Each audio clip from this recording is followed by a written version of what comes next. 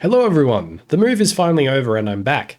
Here's a quick office tour. Here's the webcam, here's the green screen, here's the microphone, and here's me, your host, Chip. Yes, hello everyone, my name is Chip, and as some of you are aware, I recently moved house, and that's why there haven't been videos coming out as frequently as I would like. In fact, I think it's the longest break of making videos since the channel has started, and it's been a bit disappointing. I was hoping to keep some sort of content production going while we were moving. Unfortunately, the world had other plans and made the move a little bit more difficult, and once we just got settled, me and my partner both managed to get ourselves just a tiny itty-bitty case of COVID, which sucks. I'm producing more slime than some of those sea creatures that use it as a defense mechanism.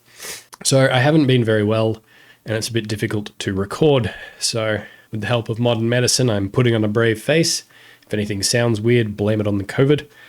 But new Capenna came out, and the cards are now legal on MTGO in Modern. So today I'm testing Citizen's Crowbar and Inspiring Overseer. Citizen's Crowbar is a 2-mana artifact equipment that when it enters the battlefield, we create a 1/1 green-white citizen creature token and attach Citizen's Crowbar to it. The equipped creature gets +1/+1 and has sacrifice Citizen's Crowbar, destroy target artifact or enchantment, and it has equip 2.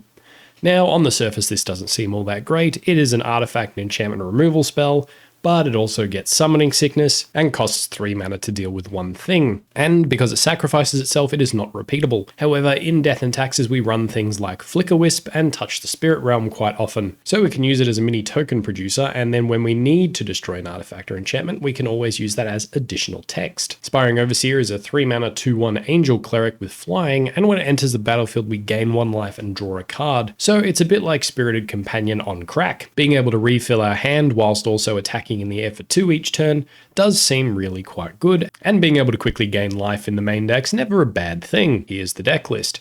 It's a pretty stock standard taxes list with just a few of the new cards thrown in. I'm not running any Touch the Spirit Realm here, as I do want to try and keep our flying count quite high with the Inspiring Overseer and Flickerwisps.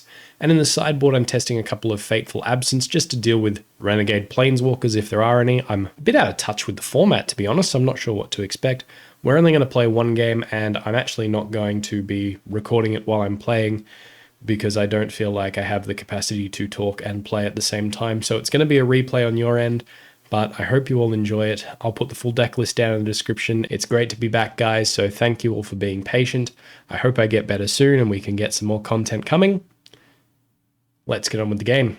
Alrighty, game 1, we've lost the die roll. We get a pretty fair taxes hand, and it's got the new Citizen's Crowbar in it, so we're going to keep. Opponent plays a Hallowed Fountain, shocking themselves, and runs out their own Esper Sentinel, and they pass the turn. We draw an Esper Sentinel, run out the plains, and run out our own Esper Sentinel, pass the turn there. Opponent plays a Razortide Bridge, it enters tapped, runs out a Shadowspear, giving us a card. We draw an Inspiring Overseer, and they pass the turn there. We draw a Thalia, we run out Urza's Saga, and for mana efficiency, we're just going to run out Thalia. Pass the turn, no attacks. Opponent plays their own Urza Saga, casts a Portable Hole, paying our Thalia and Esper Sentinel taxes, and they take out our Thalia. No attacks, and they pass the turn to us. We draw a Solitude, Urza Saga ticking up. Unfortunately, we didn't hit the land, so that's going to go away. We'll run out Citizen's Crowbar, letting our opponent draw a card. We'll pass the turn there. Opponent's Urza Saga's ticking up, and they just pass the turn. We draw an Aether Vial. We tap Urza Saga for mana, get ourselves a Shadowspear, and we equip the Esper Sentinel with the Shadowspear. We go to combat, and we swing him with our 2/2/2s. Opponent activates Urza Saga, makes a 5/5 construct. We're going to pitch Flickerwisp to Solitude it. Solitude exiles the construct, they gain 5 life, and Solitude goes away. No blocks from our opponent, so they take 4, we gain 2, we'll pass it there. Their Urza Saga ticks up to 3, they tap it for mana, and get themselves a Springleaf Drum. They cast a Mishra's Bauble, letting us draw, cast a Thought Monitor, and a Portable Hole. Portable Hole takes out our Esper Sentinel, and they cast another Thought Monitor. They play a Plains, and they equip their Esper Sentinel with a Shadowspear. They go to combat, swing in for 2, we're going to take it, they gain 2, they crack the Mishra's Bauble in the end step, and then they pass the turn there. We draw a Thalia, run out our Horizon Canopy, deploy Esper Sentinel and Giver of Runes, go to combat and swing in with our 2/2 Citizen. They take it, and we'll pass the turn there. They play an island to Fairy Time Raveler, and we'll scoop it up there. Sideboarding for game 2, we take out 1 copy of Lion Sash, 3 Aether Vials, and we bring in 2 copies of Ratchet Bomb, 1 Pithing Needle, and 1 Batterskull. Alright, going into game 2, we get to go first. We get a pretty good taxes hand, so we're going to keep. We're going to leave Plains into Esper Sentinel and pass the turn there. Razortide Bridge from our opponent, and they pass to us. We draw a Stoneforge Mystic. I'm going to play a Plains, and we will just run out the Thalia here, go to combat, and swing in for 1. Take it down to 19, pass the turn. They play a Hallowed Fountain, tapped, and they pass to us. Draw a Skyclave Apparition, we run out Ghost Quarter, and we'll tap both our Plains to run out Stoneforge Mystic. This way we can keep Urza's Saga at bay with our Ghost Quarter, and we'll tutor up ourselves a Kaldra. Go to combat, and we'll swing in for 3. Opponent takes it down to 16, and we'll pass the turn there. Marsh Flats from our opponent, they crack it down to 15, get a Plains, Springleaf Drum, paying all our taxes, and then they just pass the turn. We draw an Urza's Saga, we run it out, activate Stoneforge, putting our Kaldra into play, go to combat, swing in for 8, passing the turn there. They cast a Portable Hole, paying all of our taxes, and they take out our Germ token. Go to our turn, we draw an Esper Sentinel. We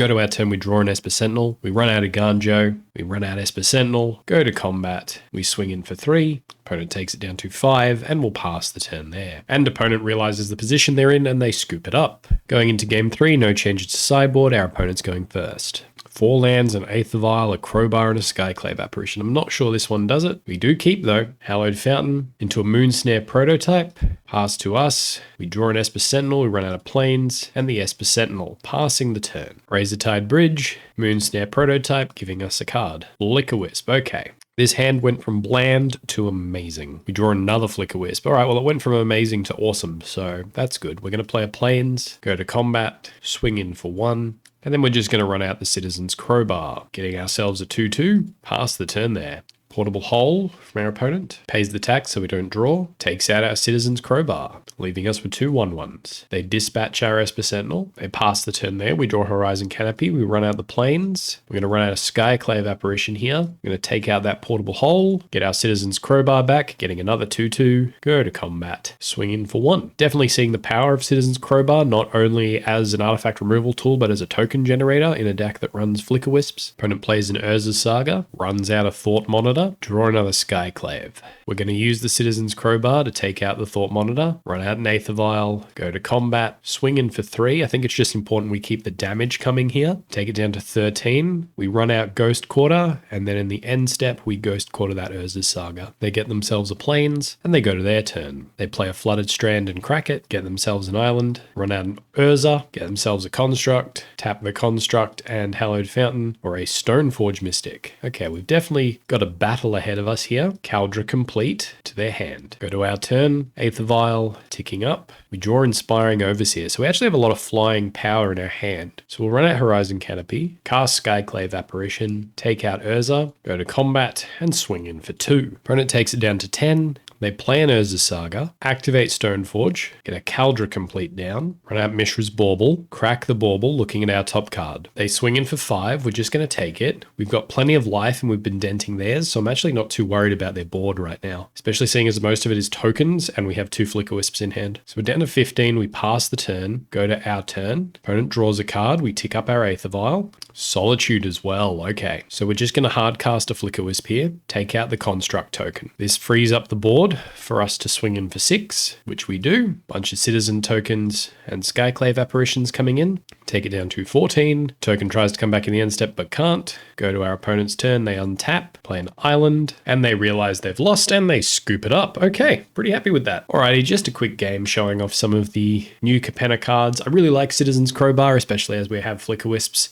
And I think with Touch the Spirit Realm, it only really gets better because it does produce 1/1s, and that's pretty cool. It's like a mini Blade Splicer that then we can also sacrifice to blow up an artifact or an enchantment, which I really enjoy. I think that's pretty fun. Inspiring Overseer, we didn't get to see a lot of, but it's a good card. It replaces itself, it gains its life, and it can block flyers. I mean, trading with flyers is always good. It's great in the burn matchup. It also trades with Goblin Guides and things, and it gains its life and replaces itself. So always nice to have. It's actually really nice to have that 3-drop slot, have more cards in it of higher value. So our only 2 drops now are Thalia, Lion Sash, and Stoneforge Mystic for Aether Vial. So once we've gone past 2, it's pretty easy to go to 3 without having to worry too much because the value is still there. Anyway, I'm very sorry sorry there haven't been many videos lately. I haven't been well, and with the move, it's all been a bit difficult, but thank you all for your understanding. I hope you've all enjoyed the video, and until next time, have fun.